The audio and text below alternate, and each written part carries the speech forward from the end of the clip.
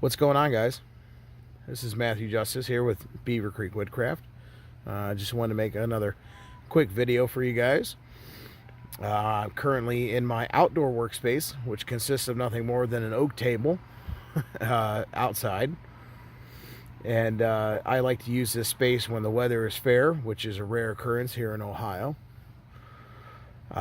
Today I'm working on what I believe to be a 3.5-pound plum jersey.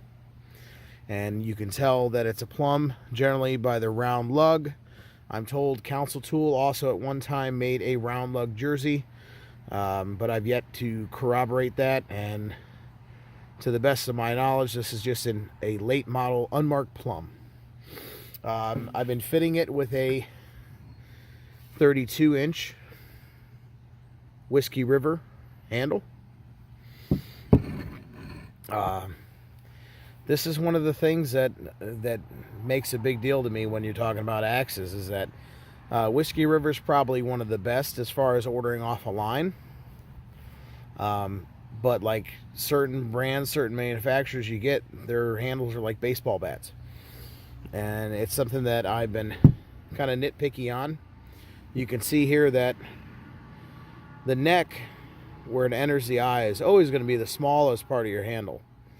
So if your shoulders are huge and fat like a baseball bat, like a lot of handles you get, that means that it's going to create a stress point here at the neck.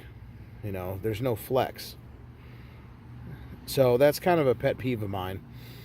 These Whiskey Rivers are probably the best handle I've found so far as just like ordering something off the internet. Brandon Roost, who is the owner-operator of Whiskey River, he prides himself on providing premium quality axe handles, and he'll make sure you get a good one. They really are the best I've seen so far, but even so, they could use a little bit of love. That's actually kind of a nice thing, is that they have enough meat on them that you can work with it, and you can thin it down a little bit and make it ideal for your personal taste. But they're not so excessively thick that you're just hogging off material with like a spoke shave or a draw knife. This handle was just lightly hit with a spoke shave, and then mostly just the Shinto rasp. I'm just cleaning up the lines and kind of shaping it how I want. I prefer handles that are wider than they are thin. I know some people, when they say a thin handle, they're talking about a handle that's thin in this dimension. But to me, that's the direction that the shock is going to go. So I tend to keep these relatively thick. I like the thinness to be on the sides. It also gives the handle a very obvious cross-section that you could feel in your hands when you swing it. Other than that, other than just thinning the sides out a little bit, I mean, really the shoulder on this thing was like ready to go. I mean, that jersey that lug just dropped right down on there. I just took a little material off the sides to thin her off. And other than that, it's pretty much good to go. You know, you shape the grip area to your liking, which to me, I want to make sure that I have a very definite difference. You know, like I like to refer to this like the waist. You know, like if you think of a wasp and you got that narrow waist and then you got that flared out hind section here. If you don't have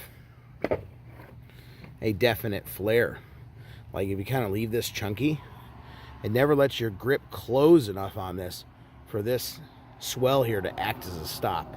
If this is kind of chunked out already, then your hand tends to slip off of it. You need to be able to get a closed grasp around this.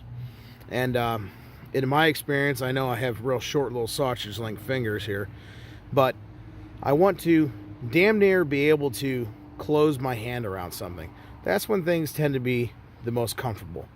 You know, I can, without straining my grip, I damn near got a closed fist around that. That tends to be the most comfortable when you're working with something over a period of time. You know, if it's something is too blocky to where you got to hold it like this, it puts a lot of hand strain on you. And also, if you have something that's too small, you know, to where you can over grip it, that tends to put a lot of strain on your hands as well. And with an axe handle, you're not supposed to be putting you know, you're not supposed to have a death grip on it.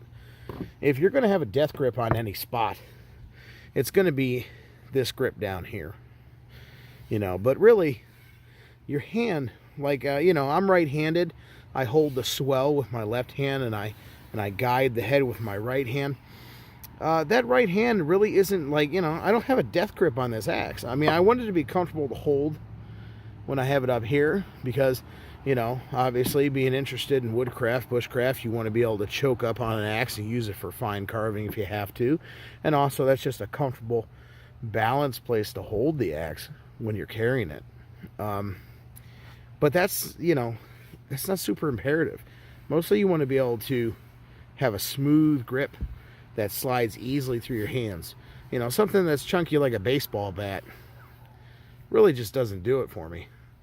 But this thin in the cross section and relatively wide here, it's kind of like a teardrop shape. I taper. This thins out here almost to an edge. I mean, it's very rounded, it's comfortable, but there's a definite edge here along this front edge of the handle, and that's in line with the bit. And I use that when I swing an axe to help me line up the swing as I swing the axe. You know, this right hand is guiding the head, and then the left hand is just kind of, I relax the grip before the head impacts. You know, you shouldn't be ham-fisting this into the work. But, you know, this is just something I wanted to bring up and talk about a little bit. And here I was working on this project here, and it kind of made me think about it. So, you know, please like, share, comment.